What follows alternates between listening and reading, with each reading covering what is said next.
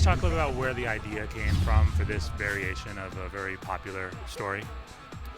Well, a young man named Phyllis Cove came to us with the idea of doing Sleepy Hollow modern day, and he had a really brilliant idea, which was to kind of take the Rip Van Winkle mythology and apply it to Sleepy Hollow and say, what if Crane had been, a spell had been put on Crane and he woke up 250 years later?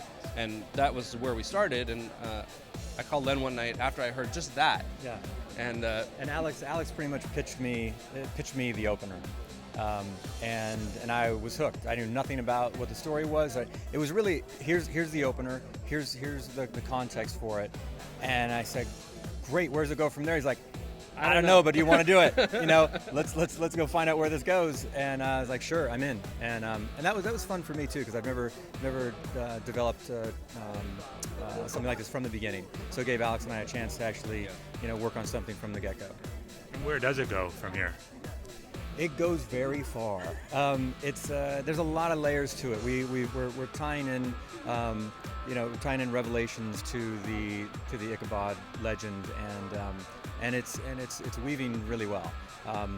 And so it takes us through, I would just say, many twists and turns with characters that you may fall in love with that you end up hating at the end, and for reasons that we'll find out.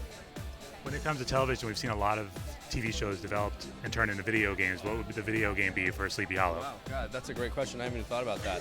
I bet we could have a lot of fun with that one, though. Well, there's only 10,000 demons on our show, so I think the question is who's the boss that you get to at the end. But I think it would be Abby and Crane fighting their way through a bunch of demons. Do you have thoughts on that? No, I mean, I haven't thought about it, not for this, but I've always liked that when they, now being able to switch the perspective too, and be able to choose to be headless, and choose to so if you split it up on the two sides of the secret war, I think that would be pretty fascinating. Good multiplayer. That's cool. Two different time periods. No, two different.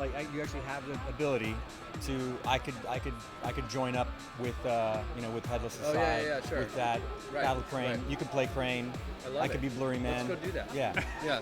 That sounds good. Thank you very much, guys.